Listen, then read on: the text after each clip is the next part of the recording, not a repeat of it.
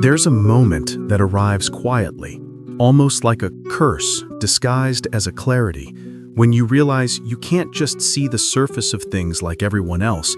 You see the layers beneath the words, the motives behind the smiles, the inevitable outcome of a decision that others haven't even begun to process. And the quiet truth is that your awareness, the very thing that makes you observant, is also the thing that makes the world feel overwhelming, loud, and profoundly lonely. You live in a state of high definition, perceiving the flaws, the inconsistencies, and the impending cracks in the facade of reality, while most people navigate life in a soft focus blur, protected by their own necessary lack of attention. You've probably felt it, that constant, grinding effort required to turn off the inner commentary, that inability to participate in small talk because your brain is already analyzing the speaker's body language, their recent history, and the potential subtext of their innocuous statement. And you realize that every interaction is a multi-layered equation you are compelled to solve, even when the answer is irrelevant. And the effort of processing this constant deluge of information leaves you profoundly exhausted, often forcing you into isolation, not out of social preference, but out of cognitive necessity.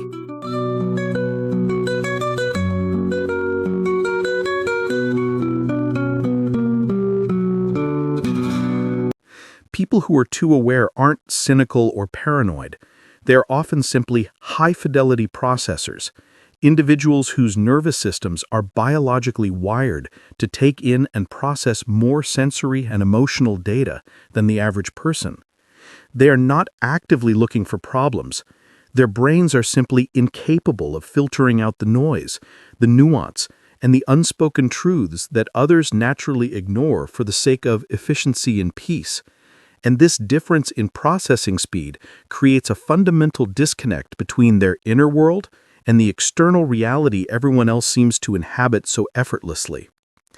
There's a deep psychology behind this that often links to high sensory processing sensitivity, or SPS, a trait identified by Dr. Elaine Aron, which means the nervous system is highly responsive to subtle stimuli, making the person easily overwhelmed by intense sensory input like loud noises, bright lights, or, most critically, intense emotional and social information.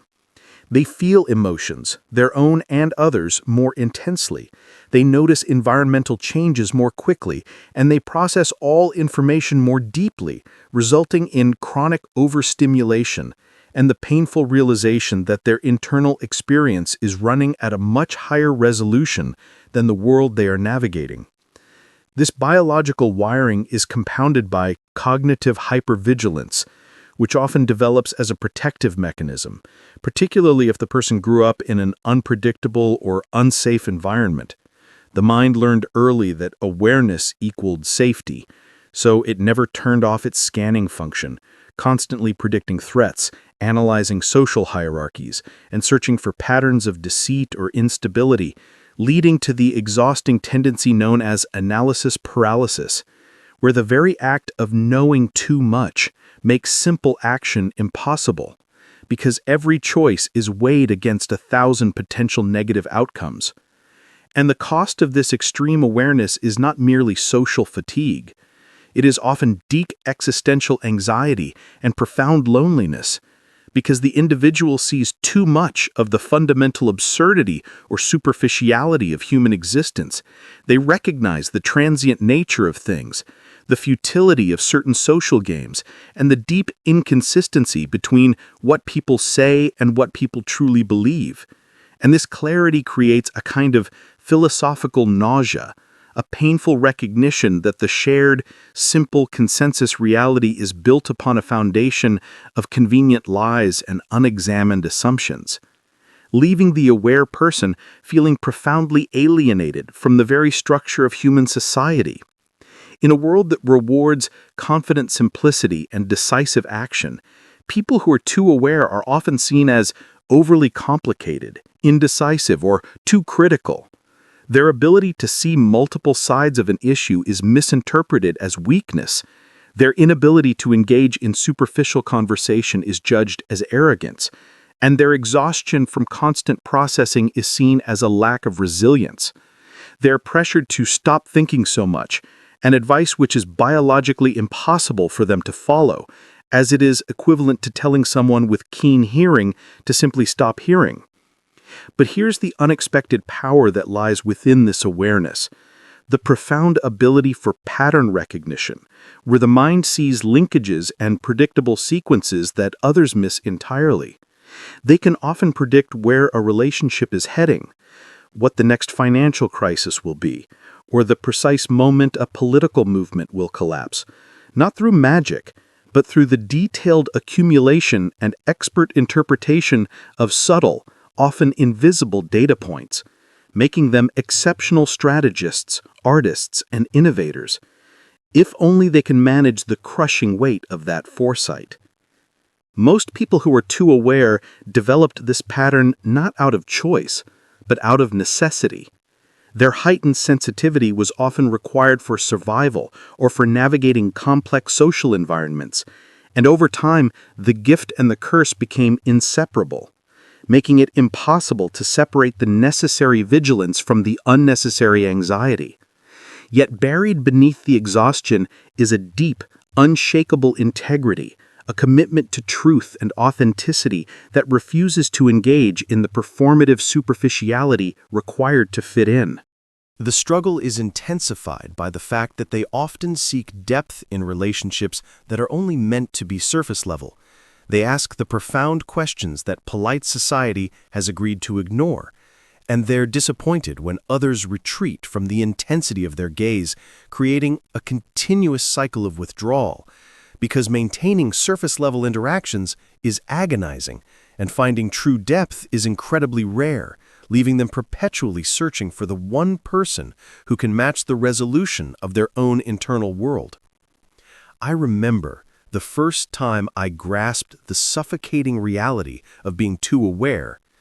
I was in a large social gathering, and the noise, the clinking glasses, the forced laughter, the constant stream of superficial chatter felt less like background noise and more like a physical assault. Every emotional micro-expression was amplified, every lie felt transparent, and the cumulative weight of all the unseen layers of performance became so heavy that I physically had to leave, not because I was shy, but because my nervous system could no longer sustain the sheer volume of data input. And in that moment of solitude, the intense, overwhelming clarity felt like a massive, exhausting burden that only I carried.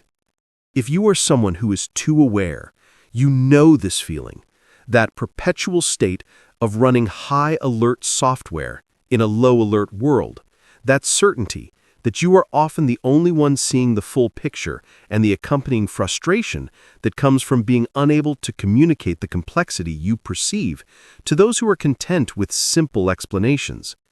Your inner world is running a supercomputer, while everyone else is happily operating on a calculator, and the communication gap feels infinite. The hardest part about this trait is the constant internal fight against the urge to numb the input, the temptation to dull the senses, to simplify the world artificially just to gain a moment of peace. But every attempt to suppress the awareness feels like an act of self-betrayal, a sacrifice of integrity for comfort, reinforcing the painful reality that their gift requires constant, difficult maintenance and management, rather than easy cure. Here's the powerful truth most people miss. The people who are too aware are the sentinels of society, the ones who notice the early warning signs, who predict the long-term consequences of short-term thinking, and who hold the collective standard for authenticity. They're the necessary friction that prevents society from sliding into total, unexamined complacency. Their discomfort is often a direct reflection of the world's sickness, and they carry the burden of the diagnosis. This awareness isn't a flaw. It is a demanding kind of intelligence, one that forces the individual to develop sophisticated coping mechanisms, including radical acceptance of what they cannot change, and rigorous boundary setting to protect their inner energy from external drains. They must learn that knowing the truth does not mean they are obligated to constantly point it out, and that choosing silence is often the most powerful and self-preserving act of all. Psychologists emphasize that managing this awareness requires the development of emotional regulation skills that are far beyond the norm. They must learn to observe the data, the sadness, the superficiality, the inconsistency, without immediately internalizing or reacting to it, treating their feelings not as truth, but as high-resolution information that needs to be processed with calm detachment. Using mindfulness, not to stop thinking, but to simply slow the processing speed down to a manageable pace. This conscious choice to manage rather than suppress the awareness transforms it from a curse into a powerful tool. It allows them to maintain their internal integrity without succumbing to burnout. It means they can use their pattern recognition abilities strategically in their own lives. And it means they can finally appreciate their unique ability to see the deep, hidden beauty in the world, the beauty that exists in the subtle connections and nuances that the casual observer misses. So if you are someone who is too aware, stop apologizing for your complexity. Stop trying to shrink your internal world to fit into the external simplicity. Stop letting people convince you that your need for depth is a moral failing. Your high-fidelity processing is not a defect. It is a rare and demanding strength. And your integrity, that deep refusal to settle for comfortable lies, is a virtue that serves you and the world, even if it comes at a profound personal cost. You don't need to stop seeing the layers. You need to learn which layers deserve your energy and which layers you can safely ignore. You don't need to stop thinking. You need to learn to regulate the speed of your processing, turning your internal supercomputer from a source of exhausting anxiety into a quiet, reliable source of wisdom. Your awareness is not a sentence. It is a challenging gift. And when you learn to harness its power with self-compassion and firm boundaries, you become one of the most resilient, perceptive, and powerful people in the world, seeing the truth others run from, and using that truth to live a life built on unshakable authenticity.